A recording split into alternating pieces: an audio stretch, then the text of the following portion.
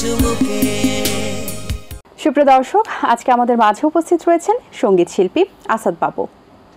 শুভ সকাল, কেমন আছেন? শুভ সকাল, আলহামদুলিল্লাহ ভালো আছি। আপনি ভালো আছেন তো? আমি বেশ ভালো আছি, ধন্যবাদ আপনাকে। আপনার একটি গান এসেছে যেটি শুভ সকাল শিরোনামে। সো এই গানটি রিলিজের পর কেমন অনুভূতি কাজ করছে এবং গানটি কি প্যাটার্নের গান এবং এই গানটির পুরো স্টোরি সম্পর্কে একটু জানতে চাই। হ্যাঁ, গানের শিরোনাম হচ্ছে শুভ সকাল। আমরা প্রতিদিন সবাই তো ফেসবুক চালাই। ফেসবুকে দেখা যায় কি সকাল হলেই সবাই লিখে লিখে পাঠায় শুভ সকাল। তখন একটা চিন্তা ভাবনা করলাম, আচ্ছা শুভ সকাল যদি আমরা লিখে না পাঠাই, যদি আমি যেহেতু শিল্পী, তখন একটা থিম আসলো মাথায়, শুভ সকালের উপর একটা গান যদি হয় তাহলে দেখা যাবে কেউ শুভ সকাল না লিখে গানটাকেই সরাসরি দিবে, তখন গানটা মোটামুটি একটু সাড়া পাবে। সেই সুবাদে বাংলাদেশ বেতার এবং বাংলাদেশের টেলিভিশনের তালিকাভুক্ত গীতিকা শামসুদ্দিন আহমেদ হাসুকে বললাম, ভাইয়া একটা শুভ সকালের উপর গান লিখেন। তখন উনি গানটা লিখলেন। তা গানটা ইতিমধ্যেই বেশ ভালো একটা হয়েছে। আচ্ছা, খুব ভালো। সো এই গানটি থেকে সাড়া কেমন পাচ্ছেন? হ্যাঁ, ইনশাল্লাহ মোটামুটি ভালো সাড়া পাচ্ছি। আচ্ছা, সেই গানটি আমরা একটু শুনবো। আধারের বুক চিরে পূব আকাশে ধীরে ধীরে উঠেছে সূর্যটা টুকটুকে লাল, তোমাকে জানাই শুভ সকাল, শুভ সকাল, শুভ সকাল, শুভ সকাল, শুভ সকাল। আধারের বুক চিরে পূব আকাশে ধীরে ধীরে উঠেছে সূর্যটা টুকটুকে লাল, তোমাকে জানাই শুভ সকাল, শুভ সকাল, শুভ সকাল, শুভ সকাল, শুভ সকাল। অন্য আর কোন পেশায় যুক্ত আছেন? আমার বিজনেস ছিল, করোনার সময় বিজনেসটা অফ হয়ে গেছে, কিন্তু এখন পুরোপুরি আমি সঙ্গীতের সঙ্গেই জড়িত আছি। কি ধরনের গান গাইতে বেশি ভালো লাগে? আমি তো আধুনিক ফোক দুটেই করি। আপনি আধুনিক গান গাইতে বেশ পছন্দ করেন, ভালোবাসেন, সেই সাথে আপনি সুরকার এবং গীতিকারও বটে। সো আপনার নিজের লেখা কোনো আধুনিক গান রয়েছে কিনা? যদি থাকে আমরা একটু শুনতে চাই। হ্যাঁ, আমার লেখা তো অনেক আধুনিক গান আছে। মাঝে রাতে মাঝে মাঝে ঘুমের ঘোরে স্বপনে যখন দেখি আমি তোমারে, তখনই দু চোখে অশ্রু ঝরে, ভুলতে পারি না প্রিয়া তোমারে, প্রিয়া রে, প্রিয়া রে, ভুলেছ কি তুমি আমারে, প্রিয়া রে, প্রিয়া রে, ভুলেছ কি তুমি আমারে। গানের জার্নিটা শুরু হয় আপনার কত বছর বয়স থেকে? গানের জার্নি আমি যখন প্রাইমারিতে পড়ি, ক্লাস 3-4 পড়ি, ওই সময় স্কুলে বিভিন্ন ধরনের প্রোগ্রাম হতো। ওই সময় প্রোগ্রামে স্যাররা বলতো কে কে গান গাইতে পারো, তখন আমি আমার নামটা দিতাম। দেওয়ার পরে ওখানে প্রোগ্রামের মধ্যে অ্যাটেন্ড করার পরে গান টান করার পরে আসলে 93 থেকেই আমার গানের জার্নিটা শুরু হয়েছে পুরোপুরি। আচ্ছা, পরিবার থেকে কেমন সাপোর্ট পেয়েছেন? পরিবার থেকে শুরুতে তো সাপোর্ট ছিল না। আমার যেহেতু মুসলিম পরিবার, আমি যখন হারমোনিয়াম কিনলাম তখন আমার চাচা বলে আমার বাবাকে, তুমি কি ছেলেকে গিদাল বানাচ্ছ? তখন বাবা রাগ করে হারমোনিয়াম ফিকে দিয়ে ফেলে দিল।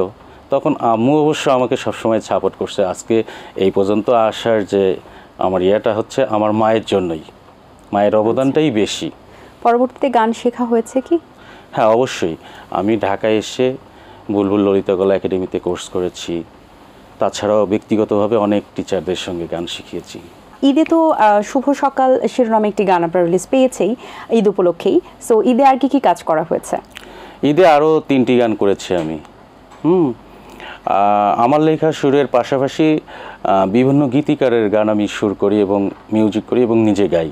আচ্ছা, তার মধ্যে 3টি গান এবার ঈদেই চলে আসছে। বাকি দুটো গানের নাম কি, শিরোনাম কি? একটা বন্ধুর উপরে, আরেকটি কত তোমায় ভালোবাসি। আচ্ছা, দুটো গানের সুরকার গীতিকার কারা ছিলেন?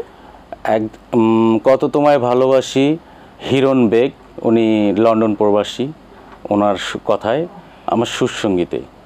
আচ্ছা। আর বন্ধু এই গানটি হচ্ছে লিখেছেন রফিক পাগলা, সুর এবং সঙ্গীত আমার, কণ্ঠেও আমার। আচ্ছা, তাহলে সেখান থেকেই কোনো গান আমরা শুনতে পারি কিনা এখন? হ্যাঁ হ্যাঁ। কোন গানটি শোনাবেন? বন্ধু গানটাই করি। জি।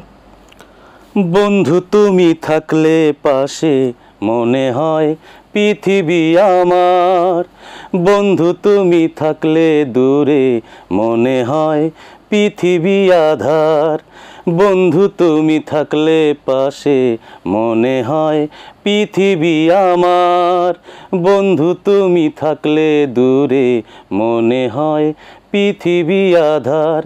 ও বন্ধু, ও বন্ধু রে, তুমি আমার জানেরই জান।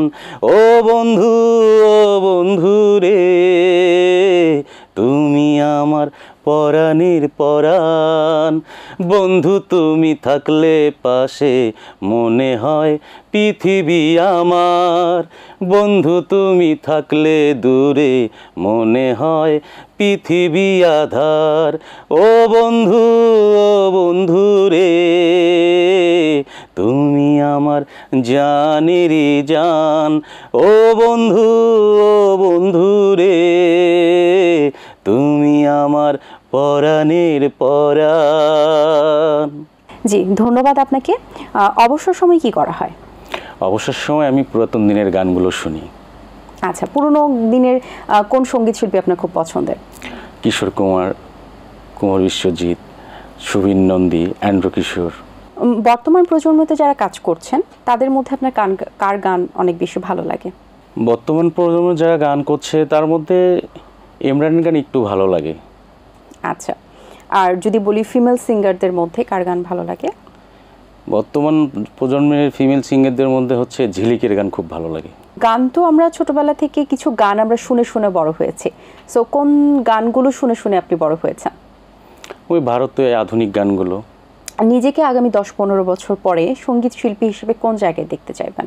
তা আশা করি আমিও একটা ভালো স্বপ্ন দেখে চলছি, ভালো একটা পর্যায়ে যাব। আচ্ছা, সো গানটাকে নিয়ে কি শেষ পর্যন্ত যাওয়ার ইচ্ছা আছে নাকি আবার বিজনেসে ব্যাক করবেন? না, এখন যেহেতু গানে চলে আসছি পুরোপুরি, এখন গানটার উপরেই চলবো। আচ্ছা, শিল্পীদের তো একটা ইচ্ছে থাকে প্লেব্যাক করার, সো প্লেব্যাক করা হয়েছে কিনা বা ইচ্ছা আছে কিনা? হ্যাঁ, প্লেব্যাক আমি করেছি। আচ্ছা, কোন সিনেমাতে করেছেন? ওটা হচ্ছে গার্মেন্টস কন্যা। আচ্ছা, সেখানে কি গান ছিল আপনার? কি ধরনের গান গেয়েছেন আপনি সেখানে? ওটা গার্মেন্টস কন্যার উপরে এই গানটি ছিল। আচ্ছা, সো এর পরবর্তীতে আর কোনো কাজ করা হয়েছে কিনা? না, তার পরবর্তীতে কোনো কাজ হয়নি। আচ্ছা, এখন তো মিউজিক ভিডিওতে আসলে মানুষ বেশি আগ্রহী। আগে তো মানুষ শুনতে পছন্দ করতেন, এখন দেখতেও পছন্দ করেন। সেই জায়গা থেকে মিউজিক ভিডিওর প্রতি কীরকম প্রত্যাশা বা কীরকম চিন্তা ভাবনা করছেন? হ্যাঁ, এখন আগে তো আমরা গান শুনতাম, এখন তো গান শোনার পাশাপাশি হচ্ছে গান দেখা। জি, সবাই দেখতেই পছন্দ করে। তো মোটামুটি আমার কিছু গান আছে যেগুলো আমি মিউজিক ভিডিও আকারে প্রচার করেছি। অসংখ্য ধন্যবাদ আপনাকে, ভালো লেগেছে আপনার সাথে কথা বলে। অনেক শুভকামনা রইল আপনার জন্য, ভালো থাকবেন সবসময়। আপনিও ভালো থাকবেন এবং এটিএন পরিবার সবাইকে আমার শুভেচ্ছা।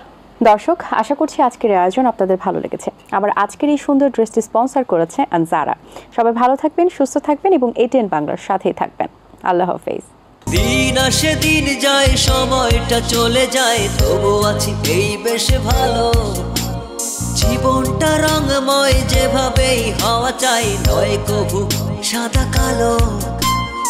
এই আশাতে স্বপ্ন ভাসে, সুখ হাসে চোখে মুখে, চায়ের চুমুকে।